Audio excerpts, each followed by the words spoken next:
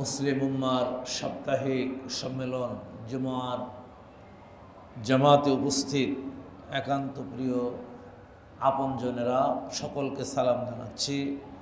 আসসালামু আলাইকুম ওয়া রাহমাতুল্লাহি ওয়া বারাকাতুহু।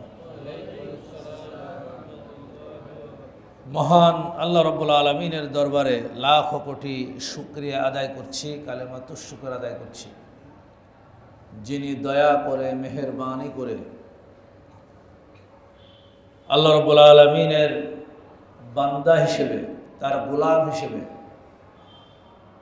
তারই একটি হুকুম পালন করার জন্য আল্লাহর ঘর মসজিদে আসার তৌফিক দিয়েছেন যেই মহান স্রষ্টা, সেই স্রষ্টার দরবারে সেজদা অবনত হয়ে শুকরিয়া আদায় করছি। সবাই বলছি আলহামদুলিল্লাহ। দুরুদ ও সালাম পেশ করছি বিশ্বনবী, আখির জামানার নবী, সর্বশ্রেষ্ঠ নবী মুহাম্মদুর রাসূলুল্লাহ সাল্লাল্লাহু আলাইহি ওয়াসাল্লামের উপরে। শহীদদের কবুলিয়াত এবং তাদের রূহের মাগফিরাত কামনা করে জুমা পূর্ব আলোচনা শুরু করছি।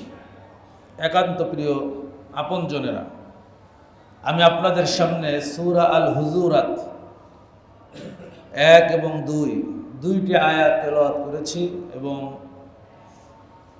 সুনান আত-তিরমিজির 2678 নম্বর একটা হাদিসের অংশ বিশেষ আমি পড়েছি। এটার আলোকেই একজন মুসলিম হিসেবে, মুমিন হিসেবে আমাদের করণীয় সম্পর্কে আমি আলোচনা করার চেষ্টা করব ইনশাআল্লাহ বিইজনিল্লাহ।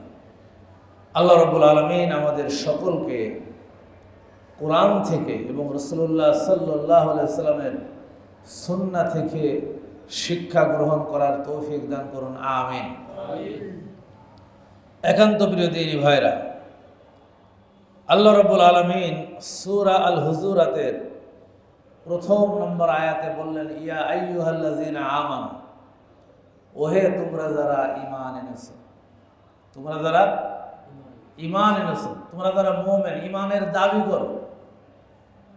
এখন এই ইয়া আইয়ুহাল্লাযীনা আমানু, তোমরা যারা ঈমান এনেছো, এই কাতারে যদি আসতে হয়, আল্লাহর কোরআন বলছে তাকে 5টা বৈশিষ্ট্য অর্জন করতে হবে। কয়টা বৈশিষ্ট্য? 5টা। এটা আমার না, এটা কোরআনের মধ্যে আছে। সূরা আল আরাফের 2, 3 এবং 4 এই 3টি আয়াতে আল্লাহ রাব্বুল আলামিন মুমিন হওয়ার জন্য কয়টা শর্ত লাগবে সে কথা বর্ণনা করেছেন।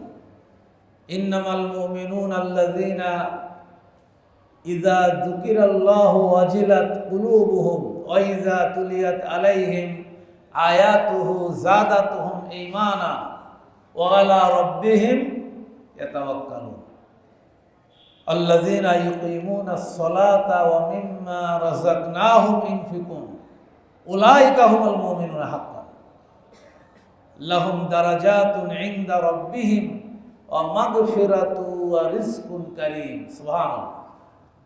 আল্লাহ তাআলা বললেন, মুমিন তো তারাই যারা যখনই তারা আল্লাহর কথা স্মরণ করে, তাদের হৃদয়ে আল্লাহর স্মরণ হয়, তখন তাদের অন্তরটা ভীত সন্তুষ্ট হয়। কি হয়? অন্তরটা কি হয়? ভীত সন্তুষ্ট হয়। আল্লাহর কথা শুনলে তাদের অন্তরটা আল্লাহর ভয়ে কেঁপে ওঠে।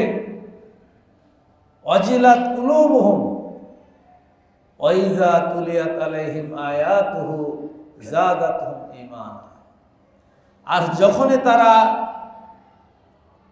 আল্লাহর কথা শুনে, আল্লাহর কালামের কথা শুনে, যখনই তারা কোরআনের আলোচনা শুনে, কারণ কোরআনের আলোচনার চাইতে শ্রেষ্ঠ আলোচনা আকাশের নিচে জমিনের উপরে আর হতে পারে না।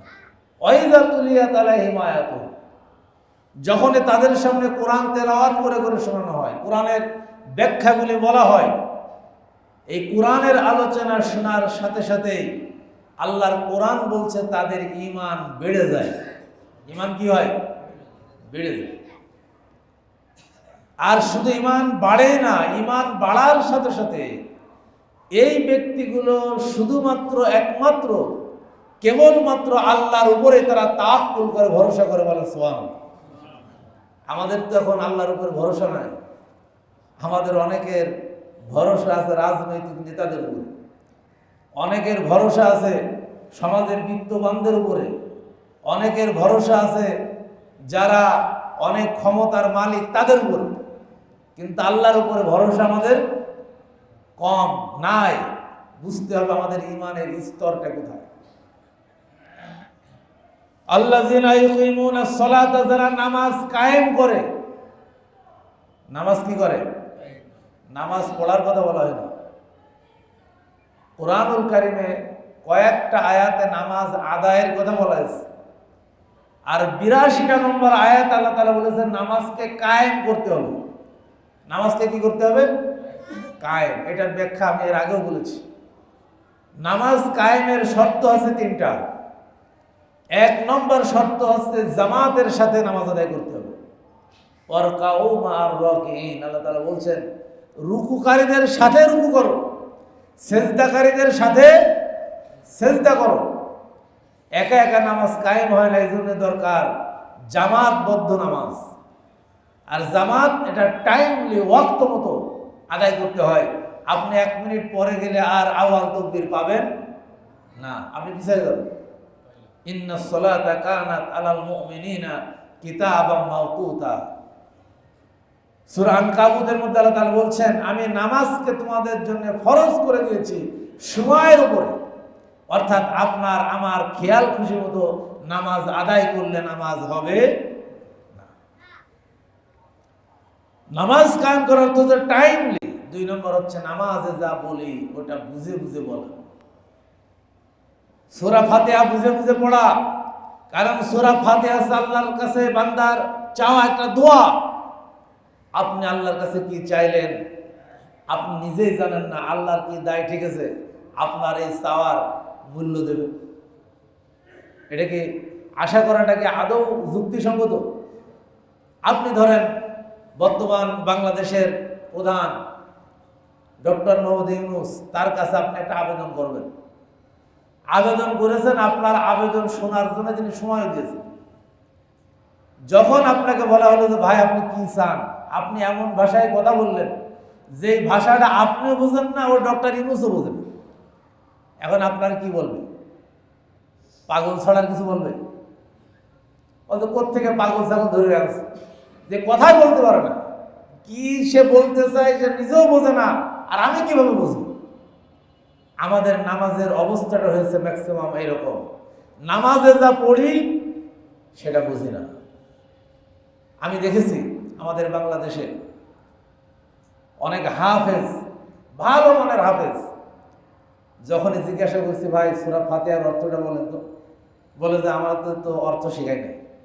কিন্তু পুরো কোরআন কিন্তু তার মুখস্থ, কিন্তু সূরা ফাতিহার অর্থ জানে। এই যে আপনি নামাজ এমন ভাবে আদায় করলেন যে আল্লাহর কাছে আপনি চাইলেন নিজেই জানেন, তাহলে আল্লাহ আপনাকে কি দেবে? সূরা ফাতিহার ব্যাপারে সূরা বুখারী লম্বা হাদিস, আল্লাহ রাসূল বলেছেন সূরা ফাতিহা হচ্ছে আল্লাহর সাথে বান্দার সরাসরি সম্পর্ক। বান্দা যখন বলে আলহামদুলিল্লাহি রাব্বিল আলামিন, তখন আরশ আযমের মালিক সাথে সাথে বান্দার কথার জবাব দিয়ে দেয় হামিদানি আবদি, আমার বান্দা আমার প্রশংসা করেছে, বলেন সুবহানাল্লাহ। তাহলে কথোপকথন কার সাথে? আল্লাহর সাথে। এই জন্য বুঝে বুঝে নামাজের মধ্যে পড়তে হবে সামি আল্লাহু লিমান হামিদা। এটার অর্থ কি? আমি যদি আপনাদের এখন প্রশ্ন করি, ম্যাক্সিমাম আমরা বলতে পারবো না আসলে এটার অর্থ কি। সামি আল্লাহ, আল্লাহ শোনেন, সামিয়া শব্দ শোনেন, লিমান হামিদা, যেই আল্লাহর প্রশংসা করে আল্লাহ সেটা শুনতে পান। আপনি যদি গভীর সমুদ্রের তলদেশে ডুব দিয়ে মৃত্যু প্রায় এমন অবস্থায় যদি আপনি আল্লাহকে ডাকেন, আল্লাহ বলছেন আমি সেটা শুনতে পাই। সুবহানাল্লাহ। হযরত ইউনূস আলাইহিস সালাম তিনি আল্লাহর সিদ্ধান্তের বাইরে দেশ ত্যাগ করার সিদ্ধান্ত নিয়েছিলেন। কোরআনের মধ্যে আছে না নাই? আল্লাহর সিদ্ধান্ত তখন আসে নাই, নবী হিসেবে তিনি নবী সুলভ আচরণ করতে পারেন নাই। কারণ নবীদের ব্যাপারে আল্লাহর সিদ্ধান্ত, আমি যখন বলবো তুমি এখান থেকে বের হয়ে যাও, তখন তুমি জাতি ছেড়ে যেতে পারবে, এর আগে যাওয়ার সুযোগ নাই। আল্লাহ তাআলা ইউনূস আলাইহিস সালামকে বিপদে ফেললেন একটা ভুলের কারণে। তিনি যেখান দিয়ে যাচ্ছিলেন, এলাকার লোকেরা তাকে পানির মধ্যে ফেলে দিল, সাগরের মধ্যে। ইউনূস আলাইহিস সালামকে সাগরের একটা বড় মাছে গিলে ফেললো। কোরআনের মধ্যে আছে না নাই? আছে। ইউনূস আলাইহিস সালাম তিনি ভীত হলেন না, তিনি তো নবী ছিলেন, এই জন্য আল্লাহর উপরে তার বিশ্বাস ছিল অগাধ। তিনি সেই মাছের পেটের মধ্য থেকে দোয়া করলেন, লা ইলাহা ইল্লা আনতা সুবহানাকা ইন্নী কুনতু মিনাজ জালিমিন। কোরআনের মধ্যে আয়াত আছে না নাই? আল্লাহ তাআলা বললেন, ইউনূস, তোমার এই ডাক দুনিয়ার কেউ শুনে নাই, দুনিয়ার কোন রাজা বাদশা শুনে নাই, দুনিয়ার কোন বন্ধু বান্ধব তোমার শুনে নাই, কিন্তু আমি আরশের মালিক, আমি আল্লাহ রাব্বুল আলামিন তোমার ওই ডাক শুনেছি। সুবহান। শুধু শুনেই নাই, ফাস্তাজাবনা লাহু ওয়া নাযায়নাহু মিনাল গাম্মি, আমি শুনেছি, তোমার ডাকে সাড়া দিয়েছি, এবং মাছের পেট থেকে আমি আল্লাহ রাব্বুল আলামিন তোমাকে উদ্ধার করে দিয়েছি। বলেন সুবহান। এজন্য নামাজটা হচ্ছে বান্দার সাথে আল্লাহর সরাসরি দিদার সম্পর্ক। এই জন্য আল্লাহ রাসূল বলেছেন, আস-সালাতু মিরাজুল মুমিনিন, নামাজটা হচ্ছে আল্লাহর সাথে বান্দার মেরাজ, মুমিনদের কাছে মেরাজ। নামাজে যেটা পড়তে হবে সেটা বুঝে বুঝে পড়তে হবে। আর আপনি নামাজের মধ্যে যে কমিটমেন্ট আল্লাহর কাছে বললেন, আলহামদুলিল্লাহি রাব্বিল আলামিন, সকল প্রশংসা কার? নামাজ থেকে বের হওয়ার পরে আপনি কার প্রশংসা করছেন, কার গুণকীর্তন করছেন, কার পিছনে পিছনে আপনি স্লোগান দিচ্ছেন? যদি আপনি আল্লাহর বাইরে, আল্লাহর সিদ্ধান্তের বাইরে যান, তাহলে এই নামাজ আমার আপনার জন্য কখনোই কল্যাণ বয়ে আনতে পারে। নামাজে যে আল্লাহর কাছে আপনি সেজদা দিয়েছেন, যে আল্লাহর কাছে আপনি মাথা নত করেছেন, নামাজ থেকে বের হওয়ার পরেও আমার আপনার মাথা নত করতে হবে আল্লাহর কাছে। জোরে বলেন ঠিক না? তাহলে নামাজটা কায়েম। ওই কি মুনাসসালাত অমিম্মা রাযাকনাহুম ইউনফিকুন, আর আমি আল্লাহ রাব্বুল আলামিন তোমার যে রিজিক দিয়েছি, যেই সম্পদ দিয়েছি, এই সম্পদ থেকে একটা অংশ তোমরা আল্লাহর রাস্তায় ব্যয় করো। আমরা তো এটাকে জরিমানা মনে করি, যাকাত দেওয়াটাকে বাংলাদেশের অনেক মুসলমান মনে করে জরিমানা। এই যাকাত আমি কেন দেব? কিন্তু তুমি যে সম্পদের মালিক হয়েছ, আল্লাহ তাআলা বলছেন তোমার ইচ্ছায় তুমি সম্পদের মালিক হতে পারো না।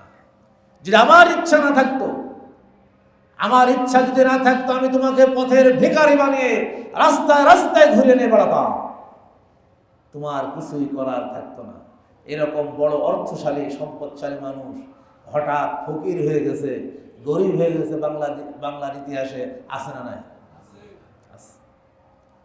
আমার দেওয়া সম্পদ আমার রাস্তায় ব্যয় করো, কারণ তুমি মৃত্যুর পরে সম্পদের একটা কানা কড়িও তোমার সাথে নিয়ে যেতে পারবে। 5টা বাড়ির মালিক, 10টা গাড়ির মালিক, ব্যবসা প্রতিষ্ঠানের মালিক, 15টা ব্যবসা প্রতিষ্ঠান তোমার আছে। যখন আজরাইল এসে তোমার জানটা কবজ করবে, তখন তোমাকে আর এই পৃথিবীতে একদিনও কেউ তোমার মরা দেহটা রাখতে চাইবে না, কবরে শায়িত করবে। কবরে যখন শায়িত করবে, 5টা বাড়ি ছিল, 10টা গাড়ি ছিল, 15টা ব্যবসা প্রতিষ্ঠান ছিল, টাকা পয়সা কিছু সুন্দর করে গুনে গুছিয়ে কবরের মধ্যে তো সাথে দিয়ে আসবে নাকি? দিয়ে আসবে? সব দুনিয়া পড়ে থাকবে। তুমি শুধু দেখবে তোমার সম্পদ কিভাবে নস্যাৎ হয়ে যাচ্ছে, কিভাবে শেষ হয়ে যাচ্ছে, কিন্তু তোমার কিছুই করার থাকবে না। ওই কবরের মধ্যে যে একটুখানি দোয়ার জন্য মুতাজ হয়ে থাকবে, হাইরে যদি আমার কবরের পাশে এসে একটু কেউ দোয়া করে যেত, কিন্তু তোমার জন্য ওই রকম দোয়া করার লোকও তুমি খুঁজে পাবে না। এজন্য সাদকায়ে জারিয়া দান সাদাকা, এটা হচ্ছে সদকায়ে জারিয়ার কাজ। এটা আল্লাহর রাস্তায় যারা ব্যয় করবে, এই 5টা বৈশিষ্ট্য যারা অর্জন করতে পারবে, আল্লাহ তাআলা বলছেন উলাইকা হুমুল মুমিনুনা হাক্কান, এরাই হচ্ছে হকপন্থী সত্যপন্থী মুমিন। ফতোয়া কি আমার না আল্লাহ? সূরা আনফালের 2, 3 এবং 4 নম্বর আয়াত আল্লাহ তাআলা মুমিনদের বৈশিষ্ট্য বলেছেন। এই মুমিনদেরকে ডেকে বলেছেন ইয়া আইয়ুহাল্লাযিনা আমানু, ওহে তোমরা যারা ঈমান এনেছো, লা তুকদ্দিমু বাইনা ইয়াদাইল্লাহি ওয়া রাসূলিহি ওয়াত্তাকুল্লাহা ইন্নাল্লাহা সামিউন আলীম। ওহে তোমরা যারা ঈমান এনেছো, লা তুকদ্দিমু, অগ্রসর হয়ো না, সামনে যেও না, বাইনা ইয়াদাইল্লাহি ওয়া রাসূলিহি, আল্লাহর সিদ্ধান্তের বাইরে তোমরা যেও না, রাসূলুল্লাহর সিদ্ধান্তের বাইরে তোমরা যেও না, আল্লাহ এবং আল্লাহ রাসূলের অগ্রগামী হও না।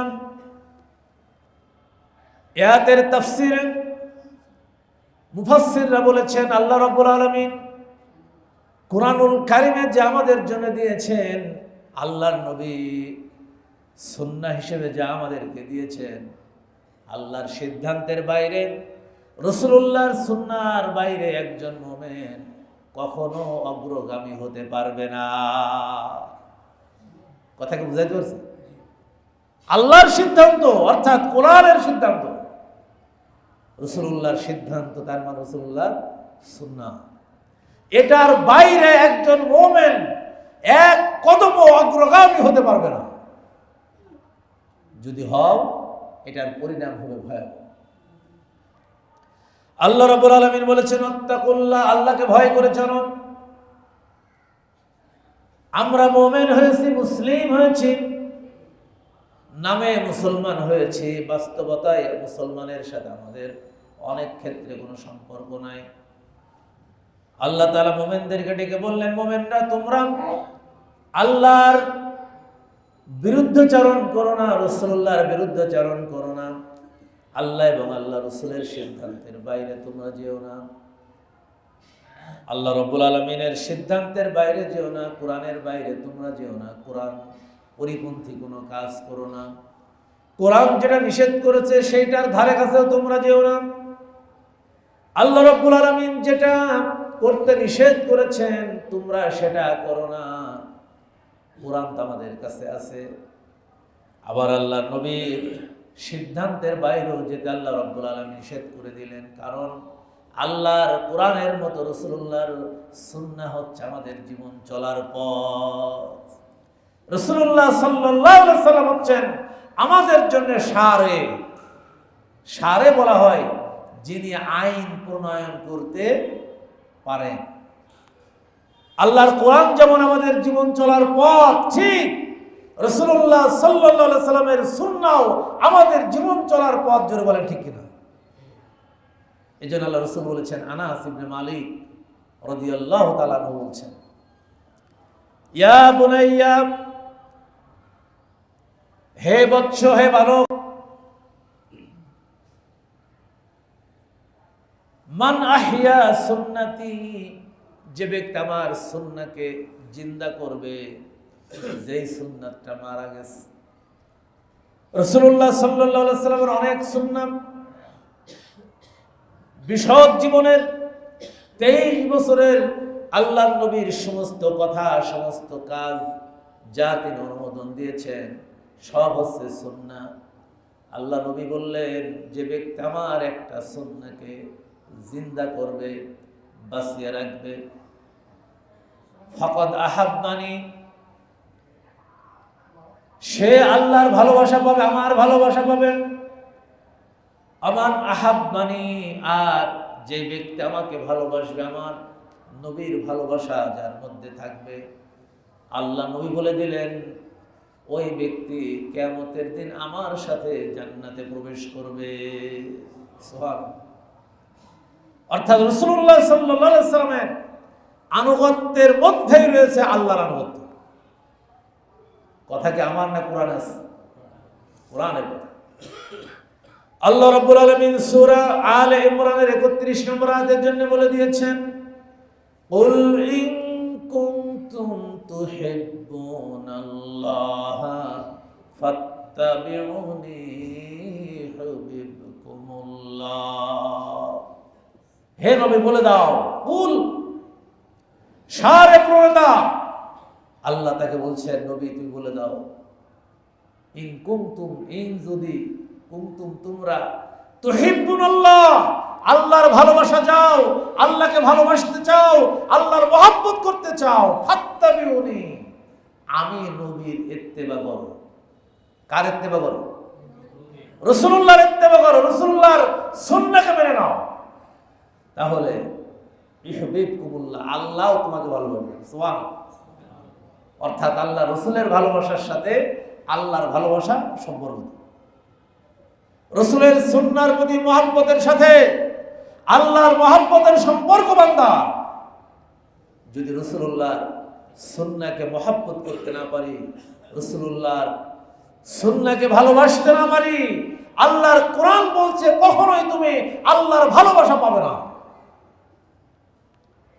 এজন্য আল্লাহ রাব্বুল আলামিন সূরা হুজুরাত, এই সূরাতে আল্লাহ রাব্বুল আলামিন নৈতিকতার শিক্ষা দিয়েছেন, শিষ্টাচারের শিক্ষা দিয়েছেন। একজন মুমিন কিভাবে তার জীবন পরিচালনা করবেন, আল্লাহর মর্যাদা কিভাবে দেবেন, রাসূলুল্লাহর মর্যাদা কিভাবে দেবে, এবং সমাজের যারা ইসলামের দায়িত্বশীল ওই দায়িত্বশীলদের মর্যাদা কিভাবে দেবে, আল্লাহ রাব্বুল আলামিন এই সূরার মধ্যে পরিষ্কার করে বলে দিয়েছে। একান্ত প্রিয় দিনী ভাইরা, এই আয়াতটা নাজিল হয়েছিল এমন এক সময় মদিনাতে বনি তামিম গোত্র ইসলাম কবুল করেছে। মুসনাদ আহমদের বর্ণনা, বুখারীর বর্ণনা এসেছে, বনি তামিম গোত্রের মানুষগুলি ইসলাম কবুল করেছে, একটা বড় গোত্র। যখন কোথাও কেউ মুসলমান হয়, তখন ইসলামী সরকার যদি থাকে, মুসলিম নেতৃবৃন্দর দায়িত্ব হচ্ছে ওই এলাকার এই মুসলমানদের জন্য একজন নেতা তৈরি করে দেওয়া। আল্লাহ রাসূল বলেছেন, বুখারী মুসলিমের হাদিস, সুনান ইবনে মাজাহ, তিরমিজির হাদিস, ইযা কানা সালাসাতান ফি সাফারিন ফালইউআমিরু আহাদাহুম। যদি তিনজনও কোথাও কোনো সফরে যায়, কোন মুসলমান, কয়জন? তিনজন। তিনজন হলে একটা গ্রুপ হয়। তিনজনে কি হয়? একটা গ্রুপ হয়। আল্লাহ নবী বলেছেন, এই তিনজনের মধ্যে একজনকে তোমরা নেতা বানাই দাও। সুবহানাল্লাহ। ওই এক নেতার আনুগত্যে চলবে। বনি তামিম গোত্র মুসলমান হয়ে গেছে, ওই গোত্রের নেতা নির্বাচন করা হবে। নেতা কে হবে, এই বিষয়টা নিয়ে আবু বকর এবং ওমর দুইজনের মধ্যে কথোপকথন শুরু হয়েছে। হযরত আবু বকর রাদিয়াল্লাহু তাআলা আনহু কাকা ইবনে হাকিমের নাম উল্লেখ করলেন, হযরত ওমর ইবনুল খাত্তাব রাদিয়াল্লাহু তাআলা আনহু আকরা ইবনে হাফসের নাম উল্লেখ করলেন। অর্থাৎ দুইজন ব্যক্তির নাম উল্লেখ করলেন। বনি তামিম গোত্রের নেতা কি হবে, লিডার কি হবে, কথা কি বুঝাতে পারছি? বনি তামিম গোত্রের নেতা কে হবে, এই জন্য আবু বকর রাদিয়াল্লাহু তাআলা বললেন, কাকা ইবনে হাকিম যদি ওই গোত্রের নেতা হয় তাহলে ভালো হয়। আর হযরত ওমর রাদিয়াল্লাহু তাআলা আনহু বললেন, আকরা ইবনে হাফস যদি ওই গোত্রের নেতা হয় তাহলে ভালো হয়। এখন দুইজন দুইটা মত পেশ করলেন আল্লাহ নবীর দরবারে। সাহাবীরা বসে আছে মসজিদ নববীর মধ্যে। এখন আবু বকর রাদিয়াল্লাহু তাআলা আনহু তার পছন্দের লোককে নেতা বানানোর জন্য তিনি জোর দাবি পেশ করলেন। অপরদিকে হযরত ওমর রাদিয়াল্লাহু তাআলা আনহু তার পছন্দনীয় লোককে নেতা বানানোর জন্য প্রস্তাব পেশ করলেন এবং জোর দাবি পেশ করলেন। এখন গন্ডগোল আছে না নাই? নেতা হবে কয়জন? নেতা তো একজন হবে, নেতা তো দুইজন হবে না। এজন্য মুসলিম উম্মার নেতা হবে একজন, আমাদের নেতা মুহাম্মদ রাসূলুল্লাহ সাল্লাল্লাহু আলাইহি ওয়াসাল্লাম। এবং প্রত্যেকটা জনপদে মুসলমানদের নেতা হবে মাত্র একজন। জোরে বলেন ঠিক কিনা? এখন দুইজনের মধ্যে বাক্য বিনিময় শুরু হয়েছে। আবু বকর রাদিয়াল্লাহু তাআলা আনহু তার মতকে প্রতিষ্ঠা করার জন্য চেষ্টা করছেন, উমর রাদিয়াল্লাহু তাআলা আনহু তার মতটাকে প্রতিষ্ঠা করার জন্য চেষ্টা করছেন। এমন সময় দুইজনের কথোপকথন এমন উঁচু হয়ে গেছে, আল্লাহর নবী যেখানে বসে আছে, নবীর কণ্ঠের উপরে তাদের কণ্ঠ কি হয়ে গেছে? উঁচু হয়ে গেছে। যেখানে রাসূলুল্লাহ সাল্লাল্লাহু আলাইহি ওয়াসাল্লাম বসা আছেন, সেইখানে আবু বকরের কণ্ঠ, উমরের কণ্ঠ উঁচু হয়ে গেছে। আরশ আযীমের মালিক আল্লাহ রাব্বুল আলামিন এটা সহ্য করলেন না। আল্লাহ নবীর মর্যাদা সম্মান আল্লাহ রাব্বুল আলামিন এত বাড়িয়ে দিলেন, কুরআনুল কারীমের আয়াত নাযিল করে সাথে সাথে সতর্ক করে দিলেন, লা তুকাদ্দিমু বাইনা ইয়াদাইল্লাহি ওয়া রাসূলিহি ওয়াত্তাকুল্লাহা ইন্নাল্লাহা সামিউন আলীম। আল্লাহু আকবার। খবরদার, খবরদার, আমার নবীর কণ্ঠের উপরে তোমাদের কণ্ঠস্বরকে তোমরা উঁচু করো না। এর মধ্যে ধমক আছে না নাই? ধমকের সুরে আল্লাহর পক্ষ থেকে নবীর মাধ্যমে শুনিয়ে দেওয়া হলো, তোমরা নবী যেখানে বসে আছে, আল্লাহ রসুল যেখানে বসে আছে, সেইখানে আল্লাহ রসুলের কণ্ঠের উপরে তোমরা তোমাদের কণ্ঠকে কখনো তোমরা উঁচু করো না। আল্লাহ এবং আল্লাহ রসুলের অগ্রগামী তোমরা। আল্লাহ রাব্বুল আলামিন বললেন, লা তারফাউ আসওয়াতাকুম ফাওকা সাওতিন নবী ওয়া লা তাজহারু লাহু বিল কওলি কাজহারি বাদিকুম লিবাদ আন তাহবাতা আমালুকুম ওয়া আনতুম লা তাশউরুন। ও আবু বকর, ওমর, ও সাহাবীরা শুনে নাও, এবং এই আয়াতের মাধ্যমে কিয়ামত পর্যন্ত যত মুসলমান এই পৃথিবীতে আসবে, আল্লাহ রাব্বুল আলামিন সকলের উদ্দেশ্যে এই বাণী ছড়িয়ে দিলেন, বলে দিলেন, তোমরা কখনো খবরদার আল্লাহর কোরআনের অগ্রগামী হবে না, কোরআনের সিদ্ধান্তের বাইরে যাবে না, রাসূলুল্লাহর সিদ্ধান্তের বাইরে যাবে না। আল্লাহ রাব্বুল আলামিন বলে দিলেন, ও আবু বকর, ওমর, ও সাহাবীরা, তোমরা যদি তোমাদের কণ্ঠ রাসূলের কণ্ঠের উপরে উঁচু করো, আন তাহাবাতা আমালুকুম, তোমাদের আমল সব নষ্ট হয়ে যাবে, সব শেষ হয়ে যাবে, ওয়া আনতুম লা তাশউরুন, আর তোমরা নিজেরা জানতেই পারবে না, অর্থাৎ তোমাদের নিজের অজান্তেই তোমাদের আমলগুলি সব শেষ হয়ে যাবে, তোমরা এটা বুঝতেই পারবে না। কথা কি বোঝা গেছে? এখান থেকে আমাদের জন্য শিক্ষা হচ্ছে, এখন তো আল্লাহর রসুল আমাদের মাঝে নাই, তাহলে এই আয়াত কি রহিত হয়ে গেছে? বলেন, এই আয়াত কি রহিত হয়ে গেছে? না, এটা কিয়ামত পর্যন্ত সিদ্ধান্ত বলবৎ থাকবে। আল্লাহ রসুল নাই, কিন্তু রাসূলুল্লাহর সুন্নাহ আমাদের মাঝে আছে না নাই? সেই সুন্নাহর বাইরে যাওয়ার অর্থই হচ্ছে আল্লাহর রসুলের উপরে আমার সিদ্ধান্তকে চাপিয়ে দেওয়া।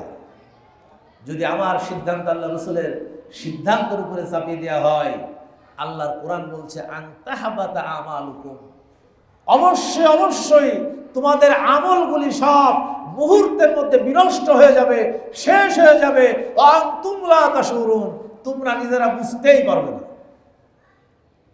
অর্থাৎ নিজের অজান্তে নিজের আমল কখন নষ্ট হয়ে যাবে আমরা কিন্তু অনেকেই বুঝতেই পারব না। রাসূলুল্লাহর মর্যাদা, সুন্নাহর মর্যাদা, এই জন্য আমাদের কাছে সকল কিছুর চাইতে বেশি না কম? বলেন, বেশি না কম? বেশি। এই সিদ্ধান্ত আমাদেরকে নিতে হবে। এখন আসি, আমরা কিভাবে আল্লাহ তাআলার অগ্রগামী হচ্ছি, আমরা কিভাবে রাসূলুল্লাহর অগ্রগামী হয়ে যাচ্ছি আমাদের ব্যক্তিগত জীবনে, আমাদের পারিবারিক জীবনে, আমাদের সামাজিক জীবনে। একটুখানি আপনাদেরকে উদাহরণ দিয়ে বুঝিয়ে দিই। আল্লাহ তাআলা বলছেন, এটা সূরা আলে ইমরানের 28 নম্বর আয়াত, লা ইত্তাখিযুল মুমিনুনাল কাফিরিনা আউলিয়া মিন দুনিল মুমিনিন। মুমিনরা কখনো মুমিনদের ব্যতিরেকে কাফেরদেরকে তাদের বন্ধুরূপে গ্রহণ করবে না। কথা কার? সিদ্ধান্ত তো আল্লাহ। এটা আলে ইমরানের 28 নম্বর আয়াত। একজন মুমিন, তুমি যদি ইমানদার হও, তোমার ব্যক্তিগত জীবনে, পারিবারিক জীবনে, সামাজিক জীবনে বন্ধু তৈরির ক্ষেত্রে তুমি ইমানদারদেরকে বাদ দিয়ে কাফেরদেরকে বন্ধু বানাতে পারবে না। কিন্তু আমাদের অনেকের ব্যক্তিগত জীবনে এরকম বন্ধু আছে না নাই? মসজিদে আল্লাহকে সেজদা দিই, ইমানদারদের সাথে এক কাতারে নামাজ পড়ি, আবার মসজিদ থেকে বের হলে অনেক মুশরিক কাফের আমাদের জীবনের ওতপ্রোতভাবে এমনভাবে জড়িত, অনেক সময় আমরা তাদের আদর্শকেও আমাদের জীবনে মেনে চলার চেষ্টা করি, আছে না নাই? সে আর ইমানদার থাকতে পারে? মুশরিকদের সাথে ব্যক্তিগত সম্পর্ক থাকবে। সাহাবে আজমাইনদের ছিল, ইহুদিদের সাথে সম্পর্ক ছিল, কিন্তু সেই সম্পর্ক কখনো বন্ধুত্বের সম্পর্ক ছিল না, সামাজিক সম্পর্ক থাকবে। হযরত ওমর রাদিয়াল্লাহু তাআলা আনহু তার শাসনামলে অনেক ইহুদি ছিল যারা রাষ্ট্রের দায়িত্ব পালন করত, কিন্তু তাদের সিদ্ধান্ত কি মুসলমানরা মানত? সিদ্ধান্ত মানার সুযোগ নাই। সামাজিক প্রয়োজনে তাদের সাথে সম্পর্ক রাখতে হবে, কারণ তারাও মানুষ, আমরাও মানুষ। আল্লাহ তাআলা ওয়ালাকাদ কাররামনা বানি আদম, আল্লাহ তাআলা বলছেন আমি মানুষকে সম্মানিত করেছি। ওয়া হামালনাহুম ফিল বাররি ওয়াল বাহরি ওয়া রাযাকনাহুম মিনাত তাইয়্যিবাতি ওয়া ফাদ্দালনাকুম আলা কাসীরিম মিম্মান খলাকনা তাফদীলা। সূরা বনী ইসরাঈলের ৮০ নম্বর আয়াত। আমি বনি আদমকে সম্মানিত করেছি। সেই সম্মানের জায়গাটুকু সকল মানুষের থাকবে, কিন্তু একজন মুমিন যখন সম্পর্ক তৈরি করবে, আত্মিক সম্পর্ক তৈরি করবে, সেই সম্পর্ক তৈরি করার ক্ষেত্রে আল্লাহর কোরআনের সিদ্ধান্ত মুমিন ছাড়া কোনো কাফেরের সাথে সম্পর্ক তৈরি করতে পারবে। আল্লাহ রাব্বুল আলামিন সূরা আল ফাতার 29 নম্বর আয়াতের জন্য বলেছেন মুহাম্মাদুর রাসূলুল্লাহি ওয়াল্লাযীনা মা'হু আশিদ্দাউ আলাল কুফফারি রুহামাউ বাইনাহুম তারাহুম রুক্কান সুজ্জাদান ইয়াবতাগুনা ফাদলাম মিনাল্লাহি ওয়া রিদওয়ান। মুহাম্মদ সাল্লাল্লাহু আলাইহি সাল্লাম এবং তার সাথীরা আল্লাহ রাব্বুল আলামিন আশ-শাযিম থেকে সিদ্ধান্ত জারি করে দিলেন। হুদায়বিয়ার সন্ধির প্রাক্কালে এই আয়াত সূরা নাজিল হলো। আল্লাহ রাব্বুল আলামিন মুমিনদের সাথে কাফেরদের সম্পর্ক কেমন হবে আল্লাহ রাব্বুল আলামিন বলে দিলেন। মুমিন মুহাম্মদ সাল্লাল্লাহু আলাইহি সাল্লাম এবং তার সাথীরা কাফেরদের সাথে খুবই কঠোর ব্যবহারের হবে, কাফেরদের সাথে খুবই রূঢ়তাপূর্ণ সম্পর্ক হবে, কিন্তু পরস্পর মুমিনদের সাথে তাদের সম্পর্ক হবে রুহামাউ বাইনাহুম, আত্মার সাথে সম্পর্ক, আত্মার সাথে আত্মার সম্পর্ক। আল্লাহ রাব্বুল আলামিন এই সম্পর্ক তৈরি করে দিয়েছেন, কিন্তু আমরা আমাদের ব্যক্তিগত জীবনে, পারিবারিক জীবনে, সামাজিক জীবনে অনেক সময় মুমিনদের সাথে যে সুন্দর সম্পর্ক, ওই সম্পর্ক আমরা বজায় রাখতে পারি না, ঠিক না? কিন্তু এই সম্পর্ক রাখতে হবে। মুমিনদের সাথে মুমিনদের সম্পর্ক হবে রুহামাউ বাইনাহুম, রহম দিলের সম্পর্ক, আন্তরিক সম্পর্ক, একে অপরকে সহযোগিতা করার সম্পর্ক, একে অপরকে সামনের দিকে এগিয়ে দেওয়ার সম্পর্ক, একে অপরের সাথে পারস্পরিক ইসলাহের সম্পর্ক হতে হবে মুমিনদের সাথে মুমিনদের। কারণ মুমিনরা মুমিনদের ভাই। আল্লাহ রাব্বুল আলামিন সূরা হুজুরাতের এই সূরার মধ্যে বলেছেন ইন্নামাল মুমিনুনা ইখওয়াতুন ফাসলিহু বাইনা আখওয়াইকুম। আল্লাহ তাআলা বলছেন মুমিনরা পরস্পরের ভাই, ভ্রাতৃত্বের সম্পর্ক তৈরি করে দিয়েছেন আল্লাহ। আপনি আপনার ভাইয়ের বিরুদ্ধে কখনো খারাপ আচরণ করতে পারবেন না, ভাইকে বিপদে ফেলে চলে যেতে পারবেন না। আল্লাহ তাআলা বলছেন, আল্লাহ নবী বলেছেন, আল মুমিন আখুল মুসলিম, আল মুসলিম আখুল মুসলিম, লা ইয়াহকিরুহু ওয়া লা ইয়াখযুলুহু। একজন মুমিন আরেকজন মুমিনের সাথে খারাপ ব্যবহার করতে পারবে না, একজন মুমিন আরেকজনের সাথে দরদালালি করতে পারবে না, একজন মুমিন আরেকজন মুমিনকে কখনো খারাপ দিক আহ্বান করতে পারবে না, একজন মুমিন আরেকজন মুমিনের অকল্যাণ কামনা করতে পারবে না, একজন মুমিন আরেকজন মুমিনকে বিপদে ফেলে দূরে সরে যেতে পারবে না। আল্লাহ নবী বললেন, কুনু ইবাদাল্লাহি ইখওয়ানা। আল্লাহ রাসূল বললেন, তোমরা একে অপরের ভাই হয়ে যাও, আল্লাহর বান্দা এবং ভাই হয়ে যাও। আল্লাহ রাসূল এভাবে মুমিনদের সাথে মুমিনদের সম্পর্ক তৈরি করে দিয়েছেন। আল্লাহ রাব্বুল আলামিন এজন্য জীবনের সকল ক্ষেত্রে আল্লাহর বিধান মেনে চলার কথা বলেছেন, রাসূলুল্লাহর সুন্নাহ মেনে চলার কথা বলেছেন। কিন্তু আমরা আমাদের জীবনে রাসূলুল্লাহর সুন্নাহ, আল্লাহর হুকুম মানার ক্ষেত্রে অনেক সময় গড়িমসি দেখাই। অনেক ক্ষেত্রে আমরা আল্লাহর সিদ্ধান্ত মেনে নিতে পারি না।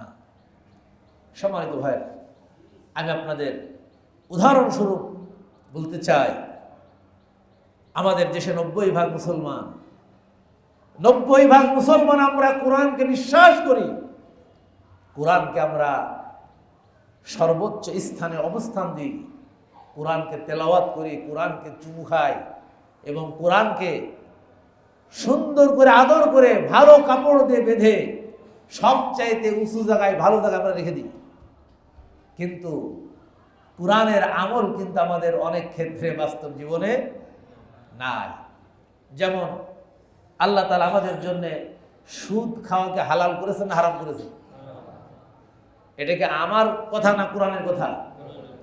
সূরা আল বাকারার 275 নম্বর আয়াত থেকে আল্লাহ তাআলা সুদের বর্ণনা করেছেন, আল্লাযীনা ইয়াকুলুনা রিবা লা ইয়াকুমুনা ইল্লা কামা ইয়াকুমুল্লাযী ইয়াতাখাব্বাতুহুশ শাইতানু মিনাল মাসসি যালিকা বিআন্নাহুম ক্বালু ইন্নামাল বাইউ মিসলু রিবা ওয়া আহাল্লাল্লাহুল বাই'a ওয়া হাররামা রিবা।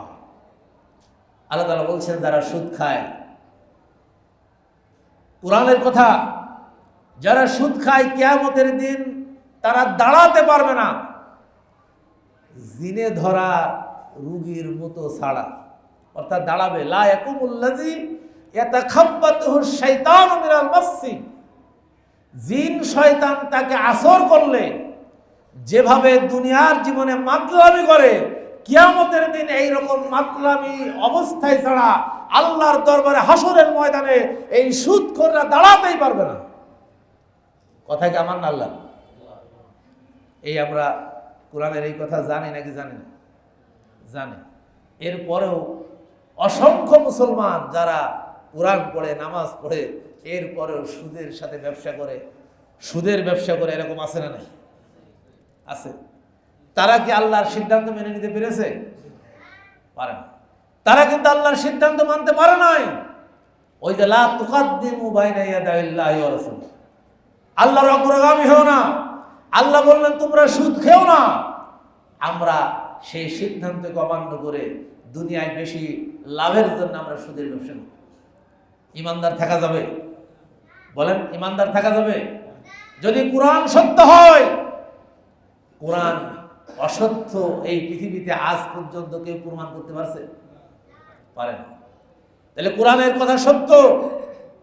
এজন্য আমাদের ব্যক্তিগত জীবনে, ব্যবসায়িক জীবনে যদি সুদের সাথে আমাদের সম্পর্ক থাকে, সিদ্ধান্ত নিতে হবে ওটাকে পরিহার করে হালাল পন্থায় ব্যবসা করতে হবে। তাহলে এর মধ্যে আল্লাহ তাআলা বলছেন বরকত। আল্লাহ তাআলা বলছেন ইয়ামহাকুল্লাহুর রিবা ওয়া ইরবিস সাদাকা। আল্লাহ তাআলা সুদকে দমন করেন আর ব্যবসার মধ্যে, সদাকার মধ্যে আল্লাহ রাব্বুল আলামিন বরকত বাড়িয়ে দেন, বলে সুবহানাল্লাহ। যারা সুদ খায় আপনারা দেখবেন সমাজে, তারা কিন্তু শান্তিতে থাকতে পারে না। সুদের সাথে যাদেরই সম্পর্ক আপনারা দেখবেন দুনিয়ার জীবনে তারা শান্তি পায় না। অনেক টাকা আছে, পয়সা আছে, গাড়ি আছে, বাড়ি আছে, অনেক কিছু আছে, কিন্তু মানসিক শান্তি কিন্তু তাদের মধ্যে নাই। কারণ এই মানসিক শান্তি আল্লাহ তাআলা দিলেন। আমাদের জন্য ব্যক্তিগত জীবনে এগুলিকে মেনে চলতে হবে যে আল্লাহর সিদ্ধান্ত, আল্লাহ তাআলা যা দিয়েছেন এর বাইরে আমাদের যাওয়ার সুযোগ। আবার রাসূলুল্লাহর সিদ্ধান্ত মানতে হবে। আল্লাহর সিদ্ধান্ত যেমন মানতে হবে, রাসূলুল্লাহর সিদ্ধান্তও মানতে হবে। রাসূলুল্লাহর সিদ্ধান্ত, অসংখ্য সিদ্ধান্ত আছে হাদিসের মধ্যে। আমরা যদি একটার পর একটা বর্ণনা করি, দিনের পর দিন শেষ হয়ে যাবে, রাতের পর রাত শেষ হয়ে যাবে। আল্লাহ রাসূলের সিদ্ধান্তগুলি বলে শেষ করা যাবে না। কারণ আমি কথা বলবো কিভাবে সেটাও আল্লাহ নবী শিখিয়েছেন। আমি মানুষের সাথে হ্যান্ডশেক করব কিভাবে, এটাও আল্লাহ রাসূল শিখিয়েছেন। আমি ব্যবসা করব কিভাবে, আমার জীবন পরিচালনা করব কিভাবে, আমি আমার স্ত্রীর সাথে রাত্রি যাপন করব কিভাবে, সেটাও আল্লাহ রাসূল শিখিয়েছেন, নাকি শিখান নাই?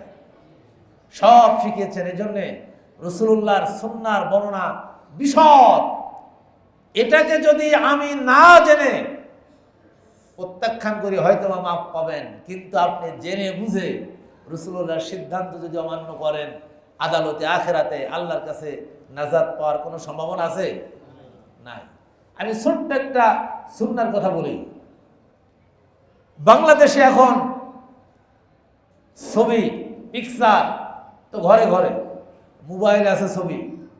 আবার অনেকে মহব্বত করে পিতামাতার ছবি সুন্দর করে বাঁধে বাড়িতে টাঙিয়ে রাখি। আবার আমি রাজনীতি করি, আমার রাজনৈতিক নেতার প্রতি আমার ভালোবাসা আছে, মহব্বত আছে, তার ছবিটাও সুন্দর করে টাঙিয়ে আমার ঘরে রাখি। এইরকম মুসলমান বাংলাদেশ আছে না নাই? কিন্তু আল্লাহ রাসূলের সিদ্ধান্ত, আল্লাহ রাসূলের সিদ্ধান্ত, কোন ঘরের মধ্যে যদি আপনি ছবি রাখেন, কোন প্রাণীর ছবি রাখেন, আল্লাহ রাসূল বলছেন ওই ঘরের মধ্যে আল্লাহর ফেরেশতা প্রবেশ করে না। এখন আপনি সিদ্ধান্তকে আল্লাহ রাসূলের সিদ্ধান্ত মানবেন নাকি আপনি রাজনৈতিক নেতার সিদ্ধান্ত মানবেন? কোনটা? যদি আপনি রাজনৈতিক সিদ্ধান্তের কথা অগ্রাধিকার দেন, আল্লাহ রাসূলের সিদ্ধান্তকে আপনি অমান্য করলেন, ওই রাসূল আদালতে আখিরাতে কখনোই আমার আপনার পক্ষে সুপারিশ করবে কোনো সম্ভাবনা নেই।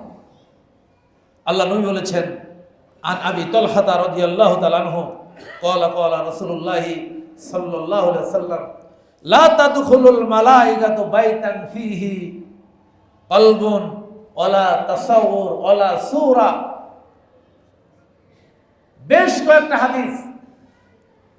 10 শ্রেণীর ঘর আছে, যেই 10 শ্রেণীর ঘরের মধ্যে আল্লাহর ফেরেশতারা প্রবেশ করে না। এর মধ্যে একটা ঘর আছে, যেই ঘরের মধ্যে কোনো প্রাণীর ছবি টাঙানো আছে। ওই ঘরে কে প্রবেশ করে না? ফেরেশতা প্রবেশ করে না। ফেরেশতারা রহমত হিসেবে আমার আপনার ঘরে আসে। আর যদি আপনি সেই ফেরেশতাকে ওই ঘরে প্রবেশের ক্ষেত্রে আপনি বাধা সৃষ্টি করেন, তাহলে ওই ঘরকে রহমতের ঘর হয় না গজবের ঘর হয়? গজবের ঘর হয় না? কিন্তু আমরা মুসলমানরা এই বিষয়ে জানার পরেও আমরা রাসূলুল্লাহর সিদ্ধান্তকে মেনে নিতে পারি। যেই ঘরের মধ্যে মূর্তি থাকে, তামাসিল, হাদিস এটার কথা বলেছে, তামাসিল মানুষের প্রতিকৃতি, মানুষের ছবি সম্বলিত মূর্তি বানিয়ে আমরা সুন্দর করে আমাদের আলমারির মধ্যে সাজিয়ে রাখি। এরকম মুসলমান আছে না? ওই ঘরে আল্লাহর ফেরেশতা প্রবেশ করে না। অনেকগুলো হাদিস আছে। সহিহ বুখারীর হাদিস, আল্লাহ রাসূল বলছেন, জিবরিল আমিন এসে আমার ঘরের দরজায় দাঁড়িয়ে আছে। আমি বললাম, কে আপনাকে আমার ঘরে প্রবেশ করতে বাধা সৃষ্টি করেছে? জিবরিল আমিন বললেন, আমি তো ঘরে ঢুকতে চাই, কিন্তু তোমার ঘরে যে ছবি রয়েছে, তোমার ঘরে যে তামাসিল ছবি রয়েছে, এটা তো আমাকে প্রবেশ করতে বাধা সৃষ্টি করেছে। আল্লাহ রাসূল সাল্লাল্লাহু আলাইহি সাল্লাম সেই ছবিটা ছিঁড়ে ফেললেন। এরপরে জিবরিল আমিন ঘরে প্রবেশ করলেন, বলে সুবহান। তাহলে আমাদের যদি রাসূলুল্লাহর সুন্নাহকে মানতে হয়, আমার ঘরে আমার বাড়ির মধ্যে কোনো মূর্তি কোনো ছবি রাখার কোনো সুযোগ আছে? বলেন আছে?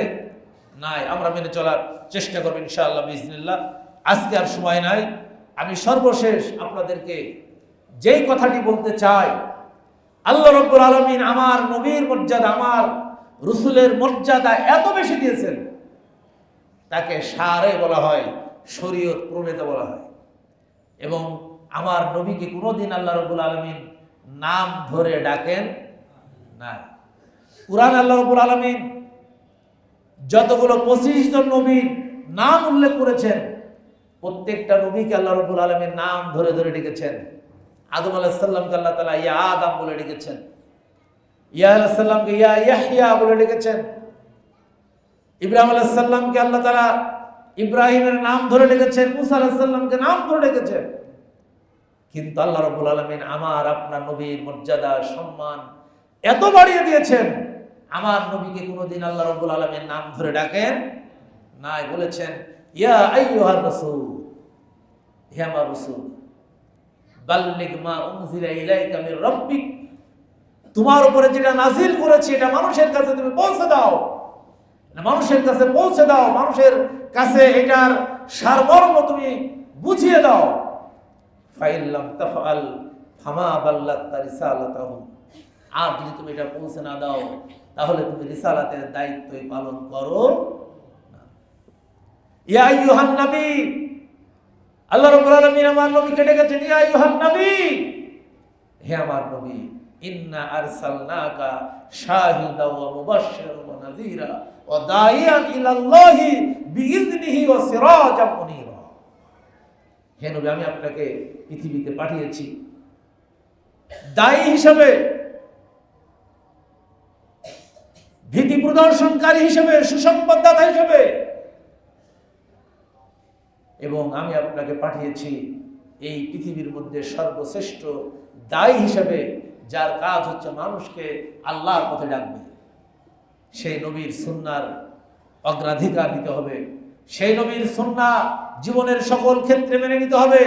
যদি নবীর সুন্নাহকে আমরা অবজ্ঞা করি, সেই নবীর সুন্নাহকে আমরা যদি পাশ কাটিয়ে চলি, আল্লাহ রাসূল বলেছেন আমার সুন্নাহকে যারা অবহেলা করবে কখনোই তারা জান্নাতে যেতে পারবে না। আমি যে হাদিসটা পড়েছিলাম, আল্লাহ রাসূল বলেছেন মান আহইয়া সুন্নতি ফাকাদ আহাব্বানি, যে ব্যক্তি আমার সুন্নাহকে জিন্দা করবে, আমার সুন্নাহকে বাঁচিয়ে রাখবে, আমার সুন্নাহর আমল যেই ব্যক্তি করবে, ওই ব্যক্তি আমার ভালোবাসার পাত্র হয়ে যাবে। আমান আহাব্বানি ফাকাদ মাইয়া ফিল জান্নাহ, আর যে ব্যক্তি আমাকে ভালোবাসবে, আমার সুন্নাহকে ভালোবাসবে, আমার সুন্নাহকে মেনে চলবে, আমি রাসূল কিয়ামতের দিন তার সাথে একসাথে জান্নাতে থাকবো। বলেন সুবহানাল্লাহ। আল্লাহ রাব্বুল আলামিন আমাদের জীবনের সকল ক্ষেত্রে আল কোরআনকে মেনে চলা এবং রাসূলুল্লাহ সাল্লাল্লাহু আলাইহি সাল্লামের সুন্নাহকে মেনে চলার তৌফিক দান করুন, আমিন। এই কথা বলে শেষ করছি। আমা আলাইহিল বালাগ। আসসালামু আলাইকুম ওয়া রাহমাতুল্লাহি ওয়া বারাকাতুহু।